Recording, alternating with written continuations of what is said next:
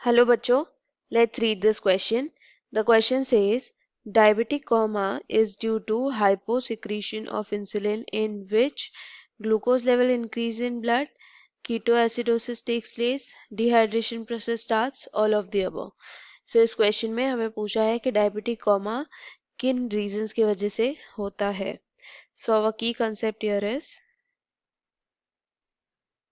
insulin.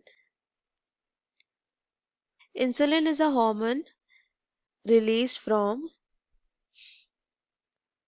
beta cells of islets of Langerhans.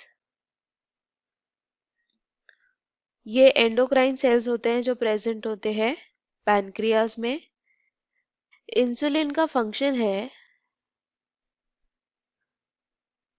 To cause glucose uptake by liver to form glycogen.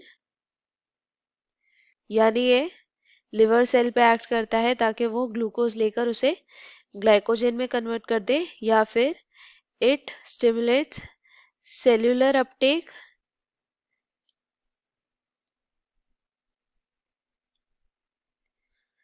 of glucose for respiration.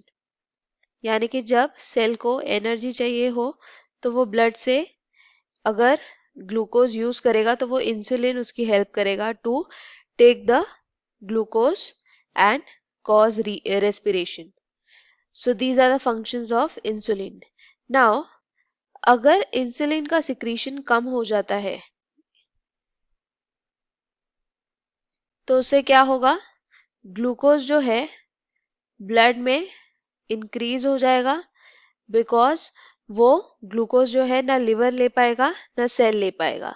इससे क्या हो जाएगा, glucose level in the blood increase and this situation is called as hyperglycaemia. Also cells जो है वो glucose use नहीं कर पाएंगे फॉर रेस्पिरेशन, जिसके वजह से दे start taking fats and proteins for respiration.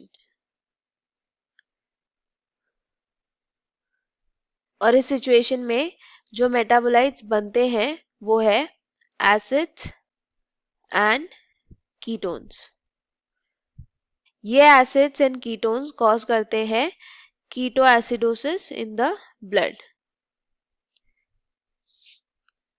Also क्योंकि concentration of the blood increase हो जाता है due to high glucose level, जिससे क्या होगा, डिहाइड्रेशन हो जाएगा.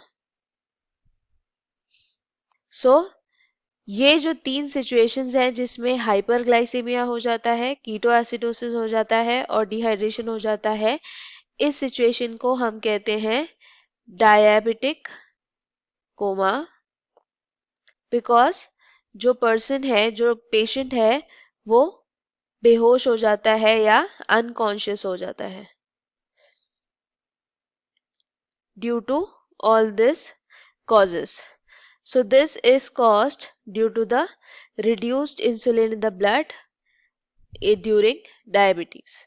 So अगर हम ऑप्शंस देखें तो diabetic comma hyposecretion of insulin की वजह से होता है, जिससे क्या होगा, ग्लूकोज लेवल इंक्रीज हो जाएगा ब्लड में, कीटोएसिडोसिस होगा, डिहाइड्रेशन होगा. यानी our final answer is option 4, that is all of the above. I hope you understood it well. Best of luck. Thank you.